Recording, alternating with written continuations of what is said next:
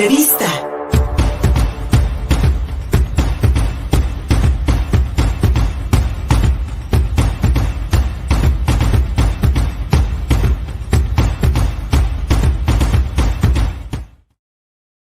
Las precampañas presidenciales en nuestro país a todo lo que dan, desde el oficialismo hasta la oposición, prácticamente las mexicanas y los mexicanos estamos viendo ya una pasarela política rumbo a las elecciones del 2024 para elegir a nuevo presidente o presidenta de la República.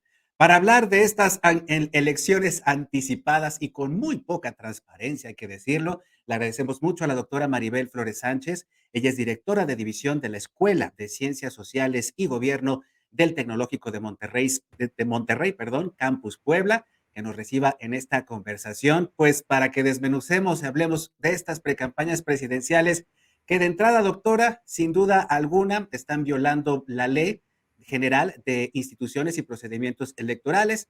Ante estas precampañas que nos han inundado de publicidad las bardas de Puebla y de prácticamente todo el país, y en una confusión en la cual pues prácticamente los electores quedan de lado. Doctora Maribel, gracias por recibirnos. No, al contrario, gracias a ti también, Luis Fernando, por esta conversación. Y bueno, como comentas, creo que estamos en una coyuntura atípica, ¿no? Sin duda alguna, estamos ya en la etapa de cierre de la actual administración y aunque aparentemente es un proceso natural, la sucesión presidencial, cuando se empiezan, digamos, a mover también los actores políticos para que van a contender para algún cargo, sobre todo los que aspiran a suceder al presidente en funciones. Creo que estamos viviendo en esta administración un proceso atípico. Yo te diría que incluso ni siquiera empieza este año.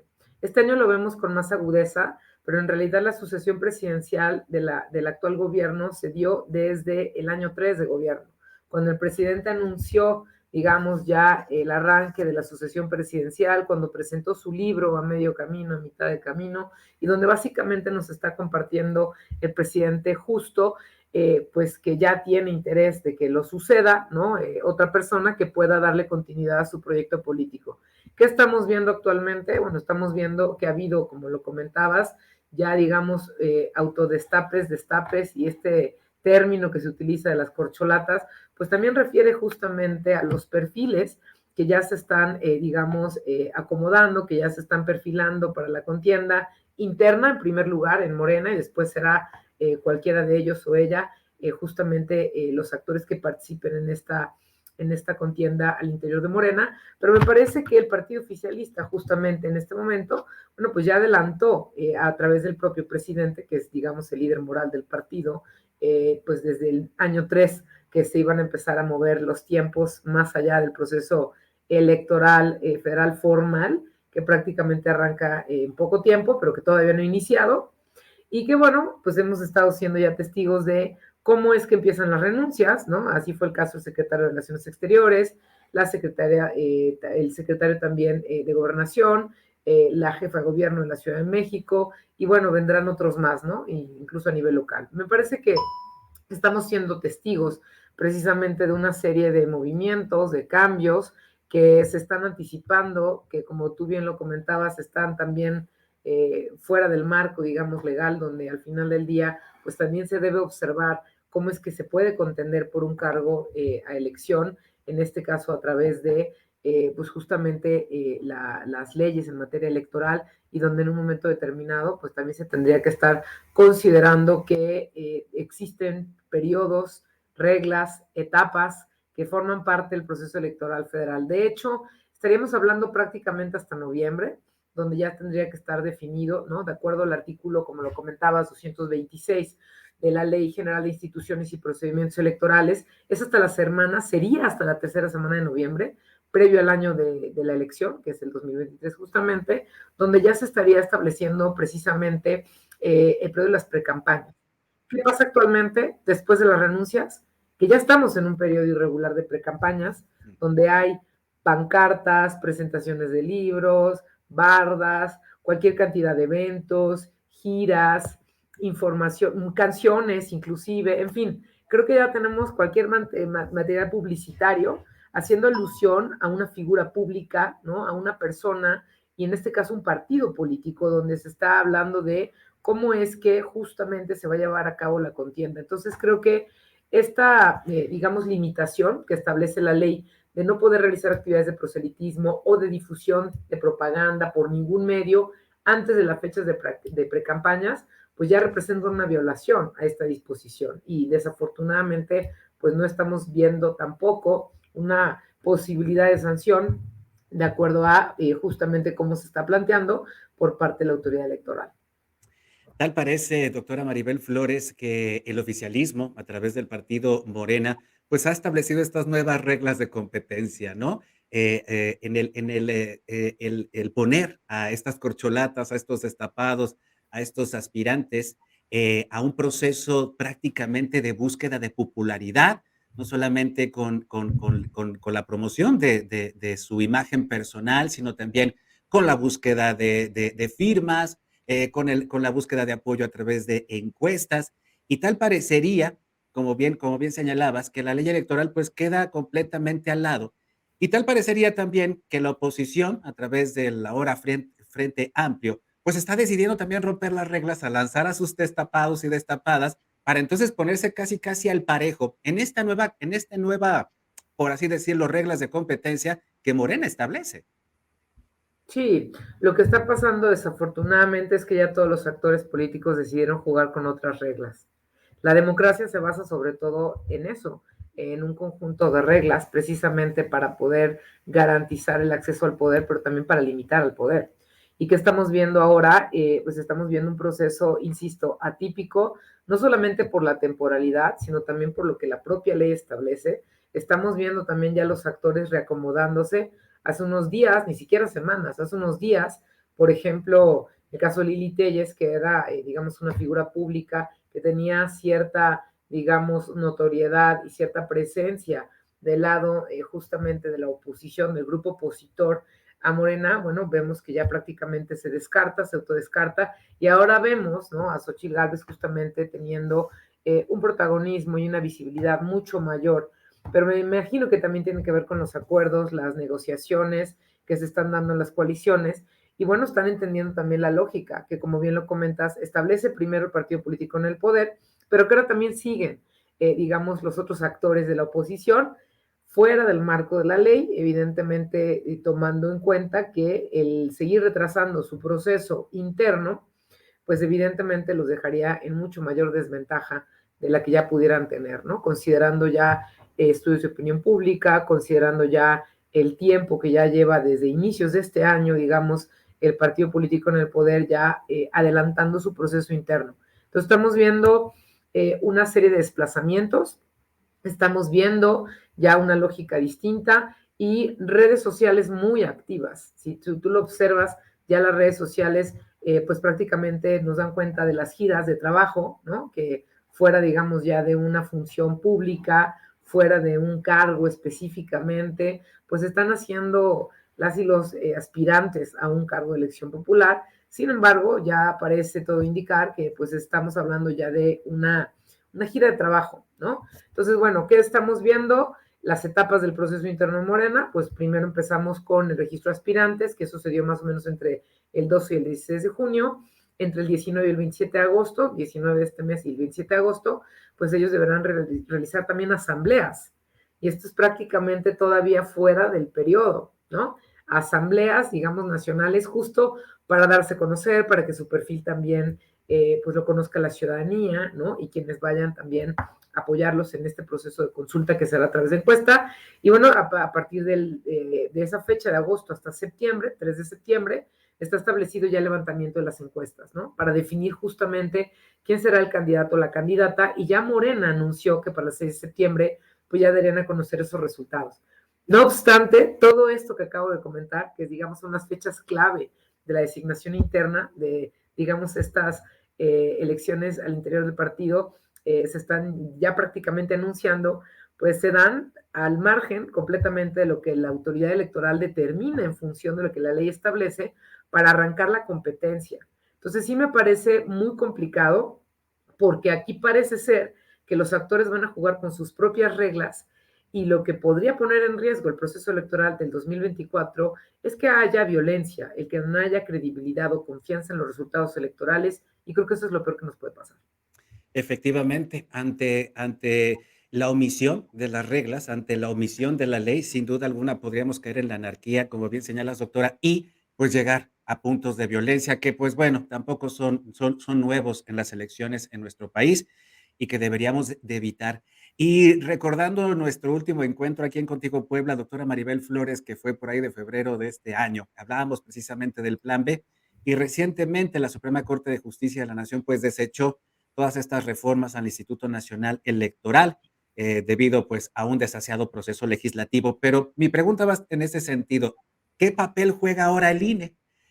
Tal vez el plan B no funcionó, pero al colocar a consejeros electorales tal vez proclives al oficialismo, tal vez proclives al presidente, estaríamos hablando de un árbitro tal vez más mesurado, sin mucho protagonismo, como cuando Lorenzo Córdoba era presidente, o un árbitro que esté en duda y que tal vez se ponga a favor del oficialismo. Podemos ver algunos ejemplos en el Estado de México. ¿Cómo lo ves, doctora?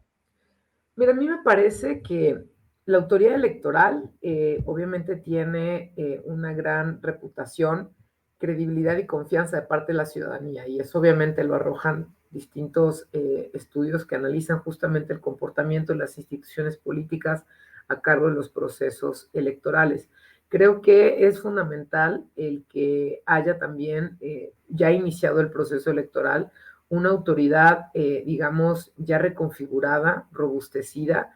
Hemos visto que justamente ante el cambio del consejero presidente, ahora a cargo de la nueva titular, pues por supuesto lo que sigue es el poder consolidar la institución con los nombramientos que aún están pendientes y que también forman parte importante del proceso en materia de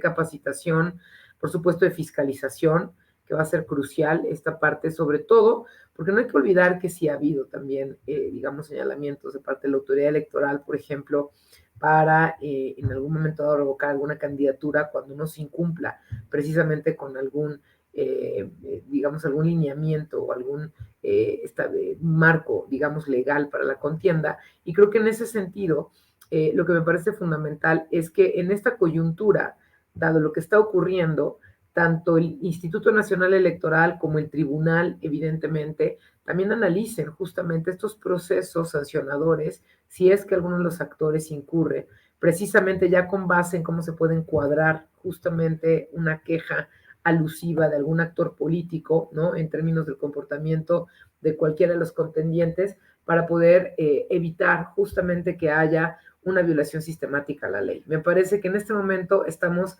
en un periodo muy complejo, como te comentaba, porque no tenemos la certeza justamente del momento en el que estamos, porque me parece que los actores se han anticipado demasiado al proceso y lo que estamos viendo y lo que estamos siendo testigos es justamente de una serie de actuaciones que desafortunadamente no han, digamos, posibilitado que las autoridades sancionen.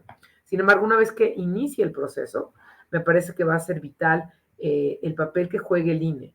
Yo considero que dentro de nuestro sistema político, la autoridad electoral, el INE, ha dado muestras en los últimos por lo menos 30 años, desde que se conforma el Instituto Federal Electoral, luego cambia el Instituto Nacional Electoral, de poder llevar a cabo procesos electorales en paz, de manera ordenada, de manera institucional, de manera, digamos, segura y confiable.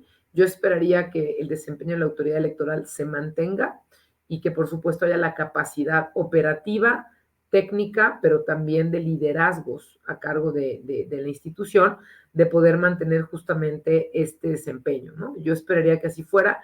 Por eso también los ciudadanos debemos estar muy atentos, porque en este proceso electoral también, por ejemplo, podemos denunciar delitos electorales, y eso ya no le corresponde al INE, le corresponde a las fiscalías, ¿no?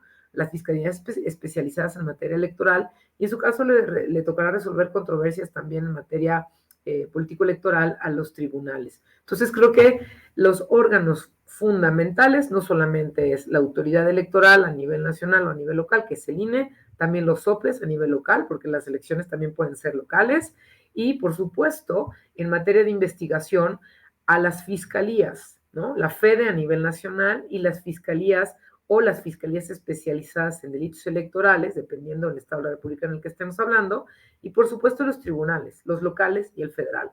porque estos son los órganos fundamentales en un proceso electoral en México que están a cargo de organizar la elección, de investigar posibles delitos electorales y de sancionar a los actores que no cumplan con la ley. Entonces, creo que esa parte debemos conocerla las y los mexicanos y también estar atentos precisamente para poder hacer valer nuestro derecho, nuestra voz, para documentar, evidenciar o denunciar si hay algún actor que no esté, digamos, supeditado ante la ley para contender en esta elección.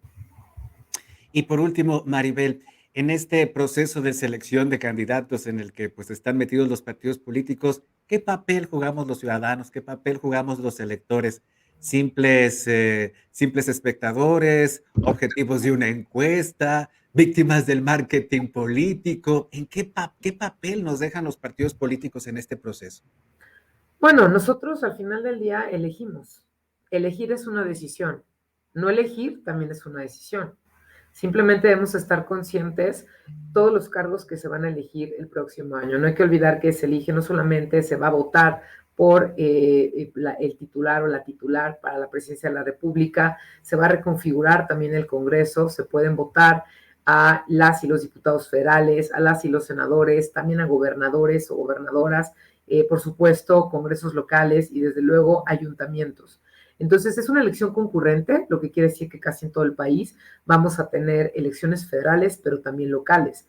¿Qué le toca a la ciudadanía? Informarse, definitivamente. Una democracia se sostiene en buena medida por la participación ciudadana.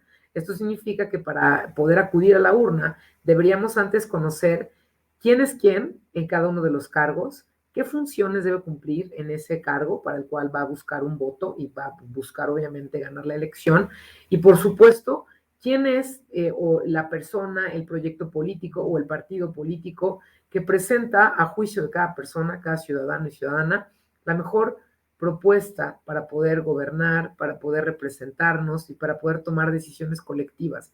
Entonces yo invitaría a la ciudadanía, especialmente a aquel porcentaje, es decir, el 80% que no conoce quién lo representa en un congreso, el 80% de la población de México no conoce quién lo representa, por ejemplo, en la Cámara de Diputados o en la Cámara de Senadores. Por lo tanto, especialmente ese porcentaje de la población le recomendaría que se informe. ¿Quién lo representa hoy? No solo porque va a haber una elección el próximo año, sino porque es probable que quien hoy nos representa quiera aspirar a una reelección. No hay que olvidar que tenemos ya reelección en México. Existe la reelección en diputaciones federales, en senadurías, también en diputaciones locales y por supuesto en ayuntamientos. Eso significa que si una fuerza política, un candidato, candidata, digamos, que vaya a contender para el próximo proceso, desea reelegirse, tenemos que considerar entonces que hay que evaluar también su desempeño como funcionario público para poder tomar la decisión si lo reelegimos o no. Porque no hacerlo, sobre todo en el Congreso a nivel federal, básicamente podríamos estar teniendo como representante político a una persona que ni siquiera conocemos y que se puede mantener en su cargo hasta por 12 años. Entonces, es sumamente relevante la información, el poder comparar, el poder saber qué cargos se van a elegir, qué oferta política se tiene al respecto y tomar la mejor decisión después de hacer un proceso reflexivo, de poder de tomar una determinación con un mínimo de información que nos permita decidir el día de la elección. Creo que eso es crucial para evitar que una ciudadana y un ciudadano acuda a una urna, reciba 6 boletas y básicamente para evitar conflictos, pues tache, ¿no? Casi la misma fuerza política por todos los cargos porque no hizo un ejercicio reflexivo previo. Digamos, no es criticable si una persona decide darle su voto al mismo partido en todos los cargos, es perfectamente válido porque es su derecho y su libertad totalmente decidirlo. Lo que sí esperaría es que no se hiciera porque no se sabe quién es el candidato o la candidata, qué propuso y básicamente por qué votar diferente, ¿no? Maribel, sin duda alguna, a los ciudadanos y a las ciudadanas mexicanas nos hace falta mucho crecer en este sentido, gobernados por personas que no conocemos y a quienes no les exigimos cuentas. Sin duda alguna tenemos mucho que hacer como ciudadanos. Y te agradecemos sin duda alguna tu tiempo, que nos compartas tus conocimientos y en una próxima ocasión, si nos permites, te seguiremos molestando. Maribel Flores Sánchez, directora de División de la Escuela de Ciencias Sociales y Gobierno del Tecnológico de Monterrey, Campus Puebla. Muchísimas gracias. Gracias a ti, Luis Fernando. Gracias, hasta pronto. Gracias. Y a todas y todos ustedes, muchísimas gracias por habernos acompañado en YouTube, en Facebook, en Twitter y en Dailymotion. Encuentran este programa. No te olvides de visitar www.contigopuebla.mx. Cumplimos 2 años en Instagram y en TikTok, 2 cuentas. Además, en todas las plataformas de podcast. Gustavo Barrientos en la producción, Luis Fernando Soto. Hasta la próxima. Contigo Puebla. Una revista para formar criterios.